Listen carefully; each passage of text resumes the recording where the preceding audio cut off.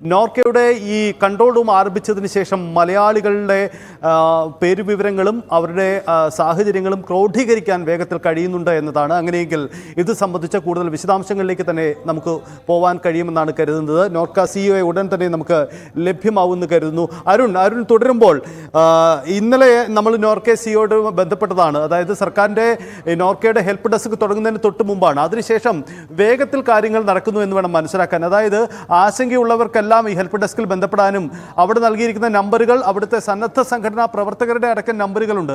അങ്ങനെ കാര്യങ്ങൾ ഏകോപിപ്പിക്കാൻ കഴിയുന്നു എന്ന് വേണം കരുതാൻ, അല്ലേ? തീർച്ചയായും നോർക്കയുടെ ഹെൽപ്പ് ഡെസ്ക് അത് കൃത്യമായ ഒരു ഏകോപനത്തിന് ആദ്യ മണിക്കൂറുകൾ തന്നെ വിവരം ഇത്രയധികം ദാരുണമായ അപകടമാണ് എന്ന് അറിഞ്ഞ ശേഷം കൃത്യമായ ഒരു ഏകോപനത്തിന് ആ ഹെൽപ്പ് ഡെസ്ക് സഹായിച്ചു എന്ന് തന്നെ കരുതണം. കാരണം അവിടെയുള്ള മലയാളികളുടെ നേരിട്ടുള്ള കോൺടാക്ട് നമ്പറുകളാണ് നോർക്ക ഹെൽപ്പ് ഡെസ്കിലേക്ക് നൽകിയത്. അതുകൊണ്ട് തന്നെ ഉദ്യോഗസ്ഥർക്ക് അപ്പുറത്തേക്ക് അവിടെ ആ സ്ഥലത്ത് കൃത്യമായുള്ള ആ ഫീൽഡിലുള്ള ആളുകൾക്ക് തന്നെ കൃത്യമായ വിവരങ്ങൾ ശേഖരിക്കാൻ കഴിഞ്ഞിട്ടുണ്ട്. ഇപ്പോഴും നിരവധി പേർ ചികിത്സയിലാണ്.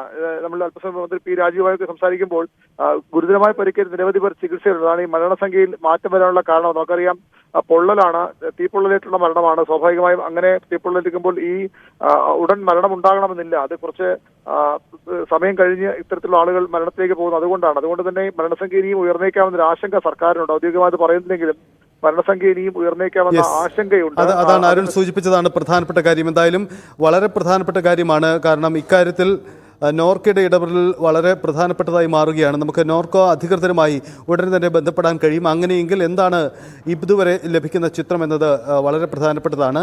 നോർക്ക നൽകുന്ന വിവരങ്ങളാണ് ഇപ്പോൾ സംസ്ഥാനത്ത് നിന്നും ഒരു ഉദ്യോഗസ്ഥതല സംഘം അങ്ങോട്ടേക്ക് പുറപ്പെടാൻ വഴിയൊരുക്കുന്നതും. കാരണം ആ തരത്തിലുള്ള ഏകോപനമാണ് ഇപ്പോൾ നടക്കുന്നത്. എന്തായാലും കേന്ദ്ര സംസ്ഥാന സർക്കാരുകളുടെ നേരിട്ടുള്ള ഇടപെടൽ ഉണ്ടാവുന്നുണ്ട്. കേന്ദ്ര സർക്കാർ ഇന്നലെ തന്നെ പ്രത്യേക കൂടിയാലോചനകൾ നടക്കുന്നു. പ്രധാനമന്ത്രിയുടെ അധ്യക്ഷതയിൽ പ്രത്യേക യോഗം രാത്രി വൈകിയും ചേർന്നിരുന്നു. ആ യോഗത്തിനൊടുവിലാണ് പ്രത്യേക സംഘം ഇന്നലെ തന്നെ തിരിക്കാൻ തീരുമാനമുണ്ടാവുകയും കെ വി സിംഗിൻ്റെ നേതൃത്വത്തിലുള്ള സംഘം അവിടേക്ക് തിരിക്കുകയും ചെയ്തത്.